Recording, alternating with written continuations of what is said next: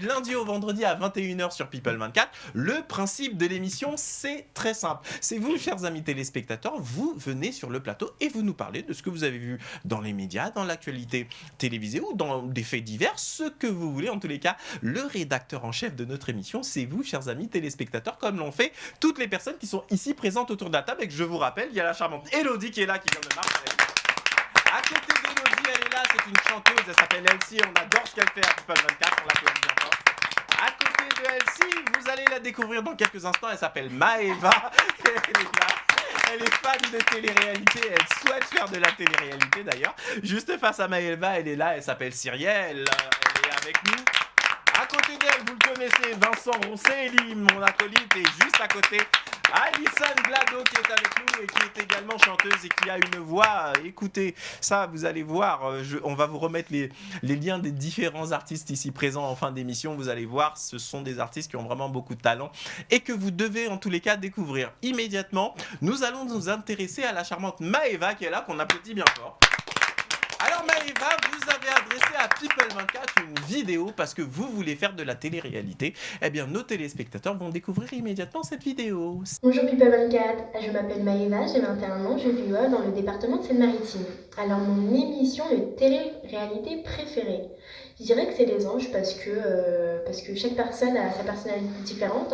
Il y en a qui ont des gros caractères, il y en a qui ont des caractères un peu plus doux. C'est ça qui donne envie de regarder, les suspens, les embrouilles, les problèmes. C'est ça que j'aime en fait dans les émissions de télé-réalité, que chaque personne a sa personnalité différente et c'est ça qui donne envie de regarder en fait. Du coup, je pense que ouais, je serais une bonne candidate de télé-réalité parce que je suis une personne assez joyeuse, qui adore m'amuser, qui adore rigoler, qui adore faire la fête. Mais je suis aussi une très très très grande séductrice. Donc vous les filles, oui vous, soyez prêtes hein, parce que il y a du haut level. J'aime bien aussi créer les problèmes, c'est une passion que j'aime bien dans ma vie tous les jours, c'est ce que je fais tous les jours. Je crée les problèmes, voilà, j'adore créer, j'ai une très très grosse voix impressionnante quand je m'énerve. Donc je pense que ça peut donner du peps à votre émission et que du coup c'est moi qu'il faut choisir. Du coup je compte sur vous pour valider ma candidature car avec moi vous n'allez pas vous ennuyer, vous allez rigoler, vous allez crier, vous allez pleurer. Donc voilà, j'espère que la présentation vous plaira et que c'est moi que vous allez sélectionner. Donc voilà, je vous dis merci et à bientôt. Eh bien ma chère Maëva, vous savez ce que vous voulez. Oui. Alors Maëva, précisément, qu'est-ce qui vous attire dans la télé-réalité ? Qu'est-ce qui fait que vous vous dites, tiens, pourquoi pas moi ? Parce que je suis quelqu'un d'assez ouvert, j'aime bien m'amuser, je prends tout à la rigolade en fait. Et pour moi, le fait de participer à une émission de télé-réalité, c'est pour m'amuser en fait. D'accord. Pour faire rigoler les téléspectateurs, pardon. Mais est-ce que vous n'avez pas l'impression que finalement, les candidats de télé-réalité aujourd'hui, c'est plus des comédiens ? Par exemple, vous voulez aller pour faire rire, etc. Mais par exemple, je ne sais plus c'était quelle émission, je crois que c'est les Marseillais contre le reste du monde. On a reçu ici un jeune homme qui s'appelle Sébastien, qui est booker dans des boîtes de nuit et donc qui reçoit beaucoup de candidats de télé-réalité, qui nous expliquait qu'entre les prises, les Marseillais étaient insupportables avec tous les autres candidats. Et en fait, dès que la prise venait, montrait une certaine forme de sympathie. Donc, est-ce que vous pensez justement que la télé-réalité, quand on y va et qu'on est, je dirais, tous nos vices, etc., c'est sympa, mais au final, est-ce que c'est pas des comédiens, ceux qui sont là depuis un certain temps ? Au fil du temps, ça devient des acteurs en fait. Parce que c'est répétitif. Hein. Mais après, je pense que... Il y en a qui sont naturels, par exemple, je trouve que Julien Tanti, lui, il est naturel, c'est sa personnalité à lui. Alors, qu'est-ce que vous aimez bien chez lui ? Donc, ce côté naturel, pas seulement ? Oui, moi, c'est que ce côté naturel, j'aime bien quand les gens ils sont naturels, qui montrent leur vraie personnalité, les clashs, le bordel. C'est là que en fait. C'est là que je voulais en venir. Vous voyez, vous avez dit que, par exemple, en ce qui vous concerne, vous voulez surtout vous amuser, etc.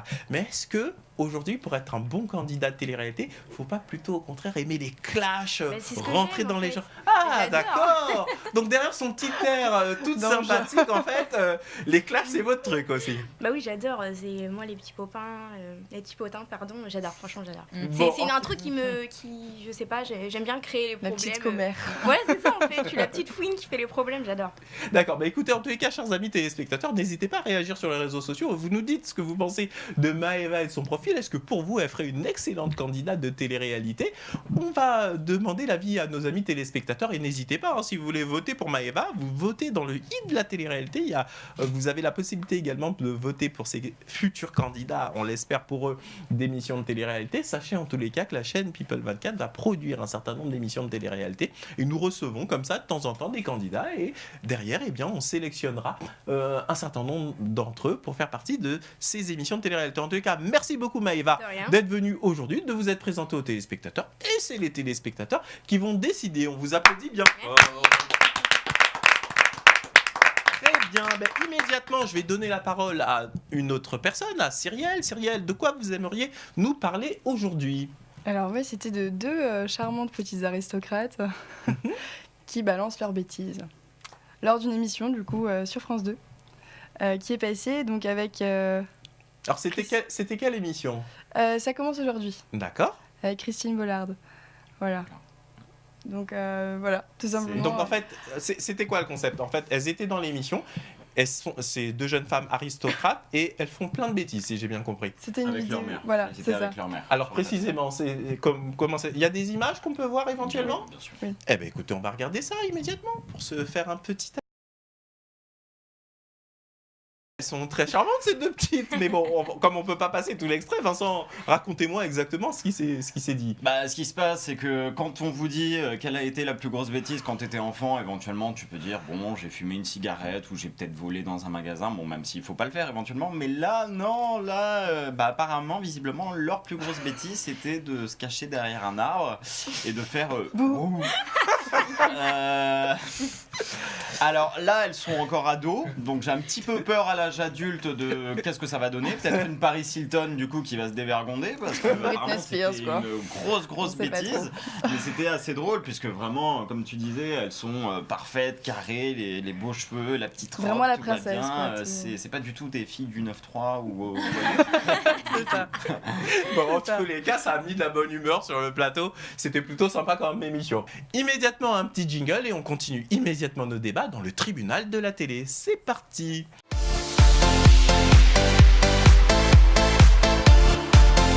On est là tranquillement installé pour le tribunal de la télé. Vincent, aujourd'hui vous voulez nous parler du fisc. Exactement. Alors en Chine, c'est bien vu de faire des défis, de montrer sa fortune. En France, je vous conseillerais de pas trop le faire, puisque le ministre des Comptes Publics, Monsieur Darmanin, a annoncé sur M6 dans l'émission Capitale début novembre, comme quoi le fisc irait peut-être voir vos réseaux sociaux pour savoir si vous n'avez peut-être pas déclaré certaines choses.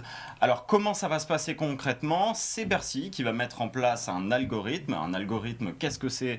Eh bien c'est un site en gros qui va permettre de se faufiler dans les comptes des réseaux sociaux des personnes fraudeurs, ou en tout cas des personnes à qui on pense qu'il y a de la fraude. Donc si vous prenez assez souvent par exemple devant des hôtels de luxe, ou alors vous partez assez souvent en voyage, ou vous dévaler toute votre fortune avec des accessoires de mode, faites attention car le fisc pourrait venir chez vous taper à la porte éventuellement parce qu'ils ont le droit de contrôler vos réseaux sociaux. Mais pour ça, je vous propose d'écouter l'interview de Sandra Hazan, fiscaliste, qui vous explique pourquoi l'État a le droit d'aller sur vos réseaux sociaux. L'État a le droit de regarder toutes les données qui sont dites publiques. C'est une pratique qui est déjà existante puisque l'État se sert notamment des données de géolocalisation lorsque vous les activées et qu'elles sont bien d'un caractère public. Je crois que c'est à tout un chacun de faire preuve de discrétion, en particulier quand il s'agit d'étalage des éléments de train de vie, par exemple. L'administration examine le train de vie pour comparer ça aux revenus déclarés. Si effectivement les éléments de train de vie affichés sont discordants, ça peut susciter des interrogations de la part de l'administration. Donc voilà, comme vous pouvez le voir, évitez de faire ça. Maintenant, les gens qui sont poursuivis, c'est parce qu'on a vraiment des doutes. Donc bon, s'il y a des gens autour de la table qui éventuellement partent en voyage, je ne pense pas que l'État viendra vous embêter. Mais si l'on a un énorme dossier sur vous, faites attention, évitez de vous prendre en photo ou alors tout simplement annulez votre compte, ça sera peut-être plus simple. Bon, en tous les cas, merci Vincent de nous parler de cette initiative du fisc. Ben, je justement, qu'est-ce que vous en pensez autour de la table, Cyrielle? Imaginons que vous ayez comme ça une fortune cachée. Est-ce que vous, sur les réseaux sociaux, vous exposez? Est-ce que à chaque fois que vous êtes en endroit, vous faites des selfies, etc.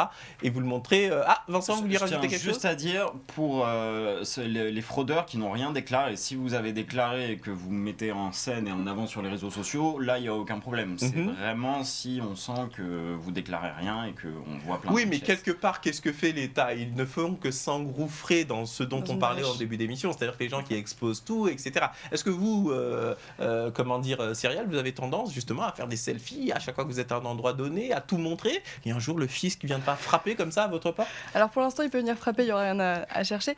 Mais en fait, je suis influenceuse aussi. Donc forcément, les réseaux sociaux, c'est mon outil de travail. Donc j'affiche tout. J'affiche vraiment beaucoup de choses. Après, j'affiche pas le luxe. Je veux dire, je suis pas quelqu'un qui achète du Gucci ou je sais pas quoi. Je suis pas du tout comme ça. Mais c'est vrai que du coup, l'État, en fait, c'est comme avec toutes les caméras qui vont être placées partout. C'est vraiment, on est surveillé, surveillé.